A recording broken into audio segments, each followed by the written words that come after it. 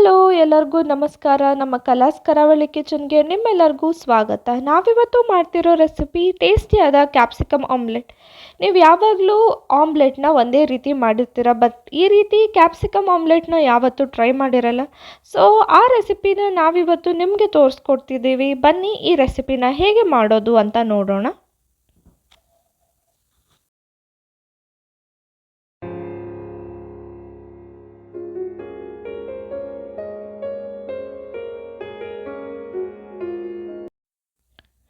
First ನಾವಿಲ್ಲಿ ಒಂದು ಕ್ಯಾಪ್ಸಿಕಮ್ನ ತಗೋತಿದ್ದೀವಿ. ಇದನ್ನು ಕಟ್ ಮಾಡಬೇಕಾಗತ್ತೆ. ಕಟ್ ಮಾಡಿರೋದು ನೋಡ್ತಿದ್ದೀರ. ಒಂದು ಕಡೆ ಈ ಮೇಲ್ಗಡೆ ಪೋರ್ಷನ್ ಏನಿದೆಯೋ ಅದನ್ನ ತುಂಬ ಚಿಕ್ಕದಾಗಿ ತೊಗೊಂಡಿದ್ದೀವಿ, ಕೆಳಗಡೆ ಪೋರ್ಷನ್ನ ದೊಡ್ಡದಾಗಿ ತೊಗೊಂಡಿದ್ದೀವಿ. ಈಗ ಇದಕ್ಕೆ ಇರೋ ಬೀಜಗಳನ್ನೆಲ್ಲ ನಾವು ತೆಗೆದುಕೊಳ್ಬೇಕಾಗತ್ತೆ. ಬೀಜಗಳನ್ನೆಲ್ಲ ಸರಿಯಾಗಿ ತೆಗೆದುಕೋಬೇಕು. ಈ ಒಳಗಡೆ ಇರೋ ಸ್ಪೇಸ್ನ ಕ್ಲಿಯರ್ ಮಾಡ್ಕೋಬೇಕಾಗತ್ತೆ. ನೋಡಿ, ನಾವು ಬೀಜಗಳನ್ನೆಲ್ಲ ತೆಗೆದಿಟ್ಕೊಂಡಿದ್ದೀವಿ. ಈಗ ಒಂದು ಕ್ಯಾಪ್ಸಿಕಮ್ಗೆ ಒಂದು ಮೊಟ್ಟೆ ಸಾಕಾಗುತ್ತೆ. ಅದಕ್ಕಿಂತ ಜಾಸ್ತಿ ಹಾಕಿದ್ರೆ ಓವರ್ಫ್ಲೋ ಆಗಿಬಿಡುತ್ತೆ. ಅದಕ್ಕಾಗಿ ಒಂದು ಮೊಟ್ಟೆನ ಈ ರೀತಿ ವೈಟ್ ಮತ್ತು ಯೆಲ್ಲೋ ಎರಡನ್ನೂ ತಗೋಬೇಕಾಗುತ್ತೆ. ಇದನ್ನು ಹಾಕೋತಿದ್ದೀವಿ.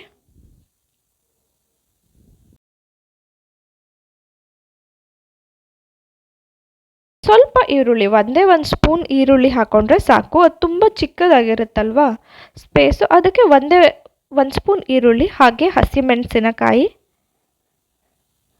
ಸ್ವಲ್ಪ ಟೊಮ್ಯಾಟೊ, ಸ್ವಲ್ಪ ಕೊತ್ತಂಬರಿ ಸೊಪ್ಪು,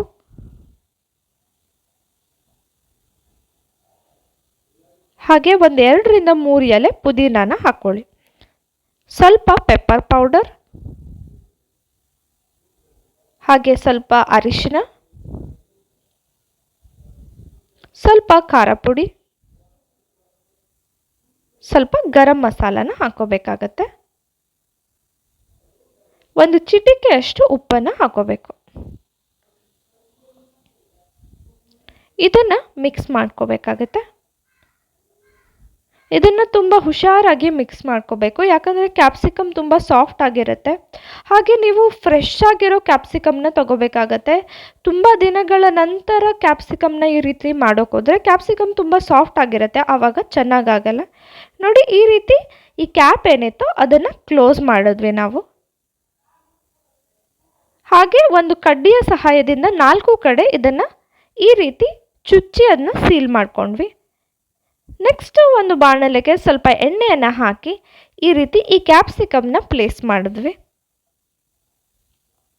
ಈ ರೀತಿ ಈ ಕ್ಯಾಪ್ಸಿಕಮ್ನ ಪ್ಲೇಸ್ ಮಾಡಿ ನಾವು ಒಂದು 15ರಿಂದ 20 ನಿಮಿಷಗಳ ಕಾಲ ಇದನ್ನ ಬೇಯಿಸಬೇಕಾಗತ್ತೆ. ಲೋ ಫ್ಲೇಮಲ್ಲಿ ಇಟ್ಟಿರಬೇಕು, ಹಾಗೆ ಲಿಡ್ನ ಮುಚ್ಚಿ ಇಟ್ಟಿರಬೇಕು.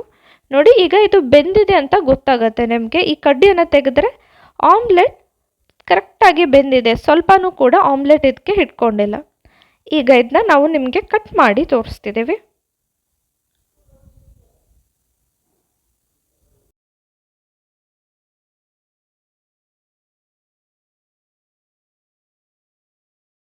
ಚೆನ್ನಾಗಿ ಬೆಂದಿದೆ ಅಂತ, ಕರೆಕ್ಟಾಗಿ ಪರ್ಫೆಕ್ಟ್ ಆದ ಆಮ್ಲೆಟ್ ಆಗಿದೆ. ಹೋಪ್ ನಿಮ್ಮೆಲ್ಲರಿಗೂ ಈ ವಿಡಿಯೋ ಇಷ್ಟ ಆಗಿದೆ ಅಂತ. ಈ ವಿಡಿಯೋ ಇಷ್ಟ ಆಗಿದ್ದರೆ ನಮ್ಮ ಚಾನಲ್ನ ಸಬ್ಸ್ಕ್ರೈಬ್ ಮಾಡ್ಕೊಳ್ಳೋದನ್ನು ಮರಿಬೇಡಿ. ಹಾಗೆ ಇದೇ ರೀತಿ ಒಳ್ಳೆ ರೆಸಿಪೀಸ್ ನಮ್ಮ ಚಾನಲ್ನಲ್ಲಿ ಕೂಡ ಅವೈಲೇಬಲ್ ಇದೆ, ಅದನ್ನೂ ಕೂಡ ಟ್ರೈ ಮಾಡಿ ನೋಡಿ. ಎಷ್ಟು ಚೆನ್ನಾಗಿ ಆಮ್ಲೆಟ್ ಬಂದಿದೆ ಅಂತ. ಈ ರೀತಿ ಡಿಫ್ರೆಂಟಾಗಿ ಆಮ್ಲೆಟ್ನ ನಿಮ್ಮ ಮಕ್ಕಳಿಗೂ ಕೂಡ ಮಾಡಿಕೊಡಿ. ಅವರು ತರಕಾರಿ ಜೊತೆ ಈ ಆಮ್ಲೆಟ್ನೂ ಕೂಡ ಚೆನ್ನಾಗಿ ತಿಂತಾರೆ. ಈ ವಿಡಿಯೋ ನಿಮಗೆ ಇಷ್ಟ ಆಗಿದ್ದರೆ ನಮ್ಮ ವಿಡಿಯೋನ ಲೈಕ್ ಮಾಡಿ, ಹಾಗೆ ಬೇರೆಯವ್ರಿಗೂ ಕೂಡ ಶೇರ್ ಮಾಡಿ. Once again thanks for watching the video.